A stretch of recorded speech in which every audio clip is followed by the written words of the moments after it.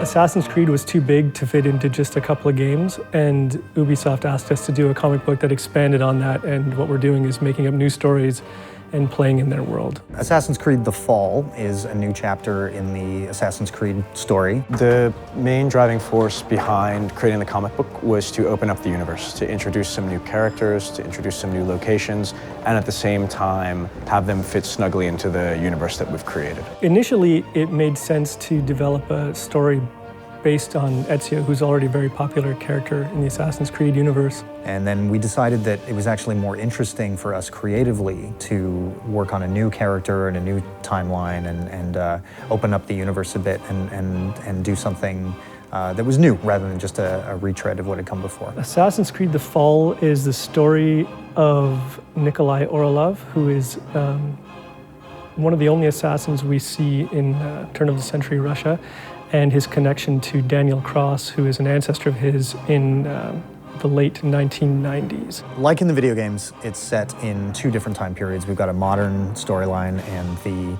historical storyline. It's a story about how men make choices and deal with family. We were given a list of potential time periods to choose from. It wasn't a limited list. I mean, we could do everything we wanted, but when we were looking through the list, Tsarist Russia really kind of stuck out to us. The mood of the 1917 revolution was thematically very close to the mood of the story we wanted to tell. The Assassin's Creed games have always been about times of great social and political change. That's one of the themes of the games. And that was a very tumultuous time in Russia, leading right up until the Russian Revolution of 1917. Well, as we researched the revolution and some of the interesting historical figures in that time frame, it was hard to not notice some of the coincidences there in terms of characters who were assassinated or political intrigue and that sort of thing. When you're doing something that's set in an actual historical place and that's dealing with real history, it's really valuable to go to the actual place and experience it for yourself.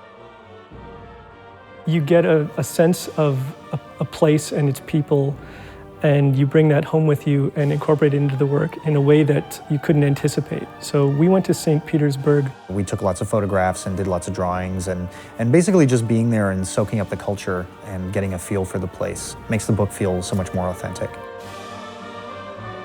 There are influences from the trip that crept into our plot and the page layouts and the story and even the color palette. On est parti un peu avec des images épinal en tête et on s'est rendu compte que l'atmosphère était réellement différente des clichés qu'on pouvait avoir sur la ville.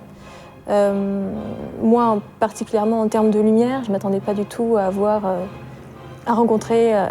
retrouver dans une ville aussi européenne. Working with Nadine has been fantastic. She's a super talented colorist, and it's really exciting when we see the pages that we've done in black and white come alive with the color. It's kind of like Christmas when we get the colored pages back. We have a certain concept in mind for palette and lighting, but you never know what you're going to get, and Nadine brings something to it that's lush and more saturated and beautiful than I think either of us had anticipated. We're working on this comic in a way that's very different from how comics are usually done with two artists. Usually there's more of a clear breakdown between one who does layouts and one who does finishes or pencils and inks. It's not a process that I've ever seen done before in quite this way because we're working on the pages concurrently. I mean, the finished page isn't really complete until the end of the production because we're passing them back and forth and we're redrawing and drawing.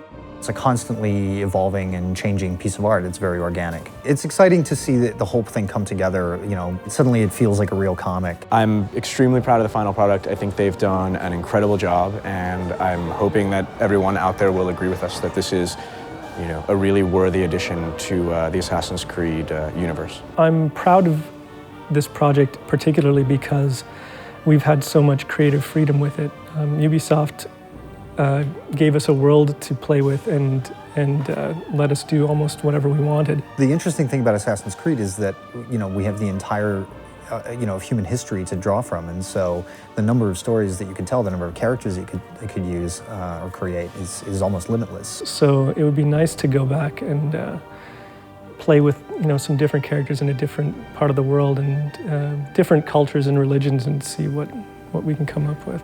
I don't know what the future holds, but I'm hoping that the next steps involve more collaborations with them, and in a perfect world, we might even have a chance to make a game that's set in the Russian time period that they've been working. That would be really cool.